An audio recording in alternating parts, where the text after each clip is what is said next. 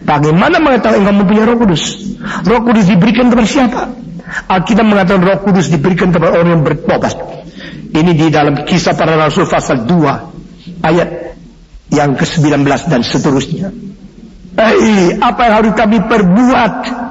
Why should we do? What should we do? Petrus berkata, bertobatlah kamu dan menerima Tuhan Yesus, maka engkau akan diberikan roh yang dijanjikan. Holy Spirit is given to those who repent their sins before God. Kalau engkau tidak bertobat, engkau tidak meninggalkan dosamu, tidak ada Roh Kudus masuk dalam hati.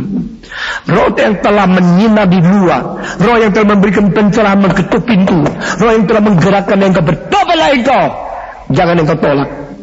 Dan Roh Kudus sudah memberikan pencerahan, memberikan kepada kita perintah, memberikan gerakan kepada kita, memperbarui kita. Mari kita taat kepada Dia, bertobat, tinggalkan dosa. Roh Kudus akan masuk ke dalam hati seseorang. Apakah yang harus kami perbuat? Jawaban adalah engkau harus bertobat, tinggalkan dosamu, menerima Tuhan Yesus, dan engkau akan menerima roh yang dijanjikan. Inilah janji yang berikan kepada engkau, kepada anak-anakmu, dan kepada segala orang di tempat yang jauh. Personal evangelism, family evangelism, and the global evangelization. Saudara-saudara, setelah engkau menerima Roh Kudus, roh yang dijanjikan, dan roh ini akan mendorong engkau mulai menjadi orang bertobat dan membawa anak-anakmu kepada Tuhan dan mengabar Injil kepada orang sejauh mungkin. Karena ini semua menjadi satu deretan daripada rencana Allah yang kait satu dengan lain. Kedua, Roh Kudus diberikan kepada siapa? Kisah Para Rasul pasal 5 ayat ke-32. Kami bersaksi bagi hal ini, dan roh yang diberikan kepada orang yang taat juga bersaksi bagi hal ini. Roh diberikan kepada siapa? Kepada orang yang taat. Jadi saudara-saudara, siapa mempunyai Roh Kudus? Orang mempunyai Roh Kudus adalah orang bertobat sungguh-sungguh, tinggalkan dosa. Kedua, orang yang menerima Roh Kudus adalah orang yang betul-betul taat kepada kesaksian tentang Kristus dan salib. We are bearing the witness for this, and Spirit which is given to those who are obey people also bear the witness for us. Kisah Para Rasul pasal 5 ayat 32. Kami bersaksi bagi hal ini. Bagi hal apa? Bagi Kristus yang sudah mati dan bangkit. Maka Petrus setelah Kristus bangkit, dia tahu sekarang, dia bukan lagi seperti dulu egois menanti supaya Yesus dapat kerajaan, dia menjadi Perdana Menteri. Tidak. Petrus sekarang mengetahui dia sekarang tugasnya adalah memberitakan Yesus yang mati, beritakan Yesus yang disalibkan, beritakan Yesus yang menanggung dosa, beritakan Yesus sudah mengalahkan kuasa maut dan sudah bangkit pula dari antara orang mati. Di mana saja dia pergi, dia bersaksi, Kristus mati bagimu, Kristus dipaku di atas salib, Kristus menanggung dosa manusia. Dan pada waktu dia bersaksi bagi hal ini, ada satu yang kuasa besar ikut bersaksi. Kuasa siapa? Roh Kudus. Sehingga barang siapa mengabar Injil, tidak usah takut dia tersendiri. Dengar baik-baik, khusus yang ikut tim penginjilan. When you are preaching the gospel, you must not feel that you are alone. You must not worry that you are left behind. A man who is truly preach the gospel will be accompanied by Holy Spirit.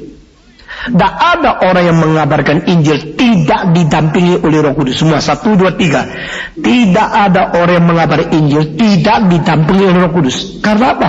Karena Roh Kudus memang dikirim untuk bersaksi bagi Kristus, khususnya untuk kematian dan kebangkitannya. Ini kesaksian Roh Kudus yang paling penting. Sesudah itu orang menerima Kristus, Roh Kudus masuk ke dalam orang itu dan bersaksi kalau dia adalah anak Allah, diam di dalam hatinya.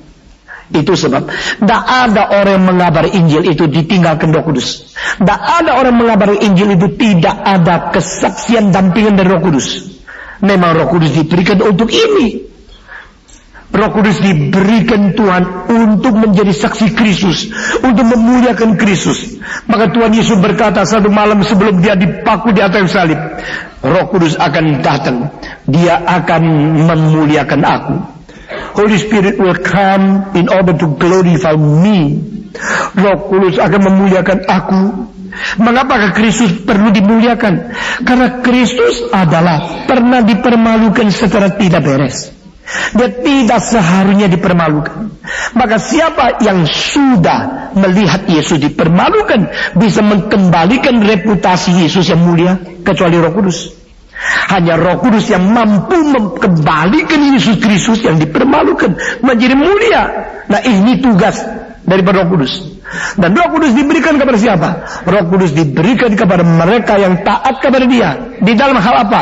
Di dalam kesaksian tentang Kristus. Jadi kalau saya berkhotbah Yesus satu-satunya juru selamat, dengar, maka di sini saya yang sungguh-sungguh taat kepada Tuhan. Waktu saya berkhotbah, tak mungkin Roh Kudus meninggalkan aku sendirian. Karena pada waktu saya betul-betul jujur memberitakan Injil, Roh Kudus mendampingi aku. Roh Kudus bersaksi bersama.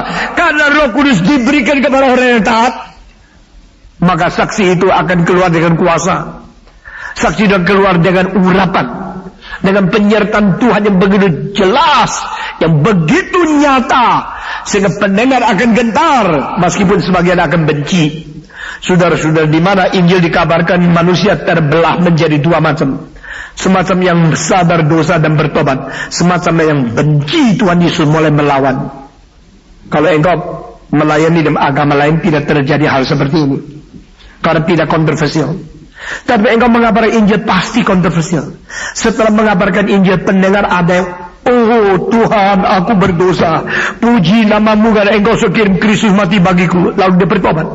Tidak ada macam kurang ajar. Engkau berani katakan Yesus satu-satunya juru selamat? Kalau begini agama lain diapain? Mereka mulai membenci kamu.